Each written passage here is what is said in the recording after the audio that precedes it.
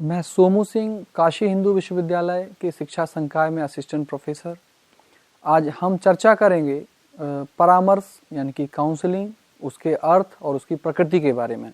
Counselling सामान्य तौर पर आप लोगों ने देखा और सुना होगा कि इसका हम कहते हैं राय, मशविरा लेना, सलाह लेना। जैसे हमारा कोई पारिवारिक या निजी मामला होता है तो हम उस पर मशवरा लेने किसी ऐसे व्यक्ति के पास जाते हैं जिस पर हमें भरोसा होता है या हम ये मानते हैं कि वो हमें सलाह देने में सक्षम है। जैसे हम वकील के पास जाते हैं, डॉक्टर के पास जाते हैं या किसी स्कूल के टीचर के पास जाते हैं। उस परामर्श को हम सलाह के तौर में लेते हैं। लेकिन शिक्षा और मनोविज्ञान की यदि हम बात करें तो यह जो परामर्श का सामान्य अर्थ जो प्रचलित है उससे थोड़ा भिन्न हम परामर्श के अर्थ को लेते हैं। आइए हम चर्चा करते हैं रोजर्स की एक डेफिनेशन की, जिन्होंने डिफाइन किया काउंसलिंग को। Counselling may be defined as a series of direct contacts with the individual which aims to offer him assistance in changing his attitude and behavior। यह परिभाषा परामर्श में एक सबसे आवश्यक बात की ओर इंडिकेट करती है, वो ये कि परामर्श लेने वाला और परामर्श देने वाला दोनों के बीच में संपर्क की एक सीरीज है, श्रृंखला है। ऐसा नहीं कि आप एक बार आए परामर्श के लिए और आपकी समस्या हल हो गई या आप सक्षम हो गए। यानी कि कहीं ना कहीं भविष्य में यदि आपको फिर समस्या हो रही है तो आप फिर से आ सकते हैं और समझ सकते हैं कि क्या आपको करना है। दूसरा, इस आपसी तालमेल की जो सीरीज श्रृंखला है, जो संबंध है, उसके द्वारा निश्चित रूप से परामर्श लेने वाले का दृष्टिकोण और उसका व्यवहार परिवर्तित होता है। ये रोजर्स ने डिफाइन किया। और आगे परामर्श के बारे में हम जानते हैं कि counselling is a process of enabling the individual to know himself and his present and possible future situations in order that he may make sustainable contributions to the society and to solve his own problems through a face-to-face personal relationship with counselor। इस definition में आपने ध्यान दिया होगा, मैंने कहा कि face to face personal relationship with the counsellor. बहुत महत्वपूर्ण बात यही है कि आमने सामने की परिस्थिति का संबंध बहुत ही आवश्यक और अनिवार्य शर्त है परामर्श लेने और देने वाले के बीच में। आइए हम आगे बात करेंगे इसके स्वरूप पर, तो चीज़ें और भी स्पष्ट होंगी। नेचर ऑफ काउंसलिंग में हम देखें, हम बात करते चलेंगे कि किस तरह से ये गाइडेंस से अलग है। हालांकि परामर्श गाइडेंस या निर्देशन का ही एक अभिन्न हिस्सा है और उसकी एक महत्वपूर्ण सेवा है, बहुत ही इंपॉर्टेंट सर्विस है। थोड़ा सा ये स्पेशलाइज्ड सर्विस है, विशेषीकृत सेवा है। इसमें हम क्या करते हैं कि वैयक्तिक स्तर पर, मतलब इंडिविजुअल लेवल पर, ऐसा नहीं है कि हम एक साथ कई लोगों को परामर्श या कई लोगों की काउंसलिंग कर सकते हैं। बहुत ही स्पष्ट इसमें ये अंतर आपको देखने को मिलता है।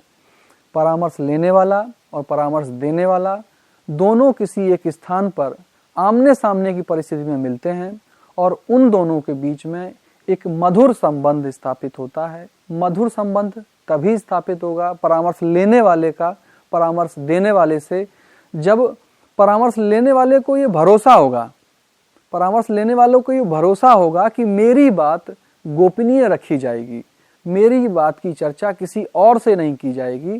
तभी वो संबंध मधुर होगा और एक अच्छा लोकतांत्रिक वातावरण निर्मित होगा जिसमें समस्याग्रस्त व्यक्ति उस समस्या को परामर्श देने वाले के सामने रखेगा और उचित परामर्श उसे तभी मिल सकता है।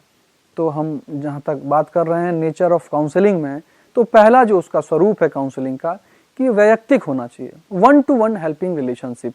आप एक बार में एक ही व्यक्ति को मदद पहुंचा सकते हैं और आमने सामने की परिस्थिति का होना अत्यंत आवश्यक है। परामर्श का जो मुख्य ध्यान है वो व्यक्ति की प्रगति पर है, व्यक्ति के विकास पर है, उसके समायोजन पर है। समायोजन जो उसका परिवार में है, उसकी कक्षा में है, उसके स्कूल में है, उस पर है, और उसकी जो समस्याएं हैं उसको हल करने में उसे सहायक हो। परामर्श उसको निर्णय लेने में मदद करे, छोटे छोटे निर्णय लेने में मदद करे वैयक्तिक स्तर पर।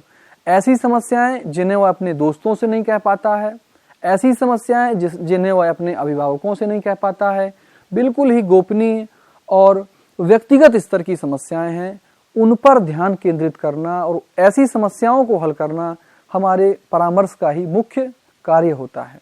परामर्श की प्रकृति के बारे में हम कहें, ये बहुत ही व्यावसायिक कार्य है और इसमें अति उत्कृष्ट स्तर की प्रशिक्षण और कौशलों की आवश्यकता होती है। गाइडेंस वर्कर और काउंसलर में ये अंतर हमेशा किया है विशेषज्ञों ने कि कोई भी व्यक्ति काउंसलिंग नहीं दे सकता। काउंसलर को ट्रेंड होना चाहिए, मनोवैज्ञानिक सिद्धांतों का ज्ञान होना चाहिए, मनोवैज्ञानिक सिद्धांतों को कैसे हम अनुप्रयोग में लाएंगे, कैसे हम मनोवैज्ञानिक परीक्षणों को प्रशासित करेंगे, कैसे हम प्राप्त रिजल्टों को इंटरप्रेट करेंगे, कैसे एनालाइज करेंगे, किस व्यक्ति के अंदर किस प्रकार की रुचि है, किस प्रकार की अभिक्षमता है, एप्टीट्यूड है, इसको हम बिना जांचे नहीं आकलन कर सकते। तो कहीं ना कहीं काउंसलर को इतना सक्षम होना चाहिए कि वो विभिन्न तकनीकी माध्यमों के द्वारा ये जांच सके कि इसकी मनोवैज्ञानिक आवश्यकता क्या है। हम पहले भी चर्चा कर चुके हैं कि परामर्श लेने वाले और परामर्श देने वाले दोनों के बीच में मीटिंग बहुत ही पर्सनल होगी। पर्सनल से यहाँ मेरा अभिप्राय कि एक ऐसी सिचुएशन जहाँ दो लोग हैं और उसकी बात कोई और नहीं सुन रहा है, तभी उन दोनों के बीच में जो रैपो एस्टेब्लिश होगा, इनके बीच में जो तालमेल स्थापित होगा, वही तय करेगा कि काउंसलिंग का उद्देश्य पूरा हुआ या नहीं। हम कुछ कॉमन मिसकंसेप्शंस के बारे में बात करें जो कि होते हैं गाइडेंस काउंसलिंग के बारे में।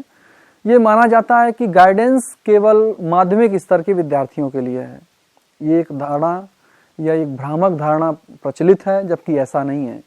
गाइडेंस एंड काउंसलिंग किसी भी स्तर के विद्यार्थियों के लिए है, किसी भी आयु वर्ग के विद्यार्थियों के लिए है, बच्चों के लिए है। ये ऐसा कोई खास वर्ग ही काउंसलिंग के दायरे में आएगा ऐसा नहीं माना जाता है। दूसरा, गाइडेंस केवल कुसमायोजित बच्चों के लिए है। ऐसे बच्चे जो बाल अपराधी हैं या उनमें और भी किसी तरह की समायोजन संबंधी समस्या है, केवल उन्हीं के लिए है। ये भी एक धारणा प्रचलित है जो कि गलत है। तीसरी धारणा, गाइडेंस का और काउंसलिंग का तात्पर्य माना जाता है कि केवल वोकेशनल एरिया के लिए है, वोकेशनल गाइडेंस की ही बात होती है। ऐसा नहीं है। गाइडेंस एंड काउंसलिंग की जहाँ तक बात करें, वो पर्सनल लेवल पर भी है। पर्सनल प्रॉब्लम्स, चाहे वो इमोशनल प्रॉब्लम्स हों, चाहे एडजस्टमेंट रिलेटेड प्रॉब्लम्स हों, उनको भी गाइडेंस एंड काउंसलिंग में कवर किया जाता है। और एक और जो धारणा प्रचलित है कि गाइडेंस को माना जाता है कि guidance means pushing, prodding and manipulating students, कि कहीं ना कहीं हम बच्चे के ऊपर कोई दबाव निर्मित करते हैं। ऐसा नहीं है।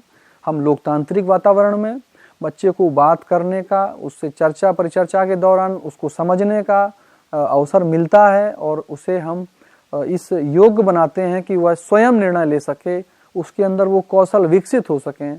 और इस तरह हम देखते हैं कि आखिरी बात जो इसमें जोड़ना चाहूँगा कि गाइडेंस केवल स्पेशलिस्ट के लिए है। तो गाइडेंस में तो कई लोगों का सहयोग लिया सकता है। हाँ, काउंसलिंग में ज़रूर हम ये कहते हैं कि बिना विशेषज्ञों के काउंसलिंग प्रदान नहीं की जा सकती। ये आपका काउंसलिंग का संप्रत्यय इस तरह से पूर्ण होता है। धन्यवाद।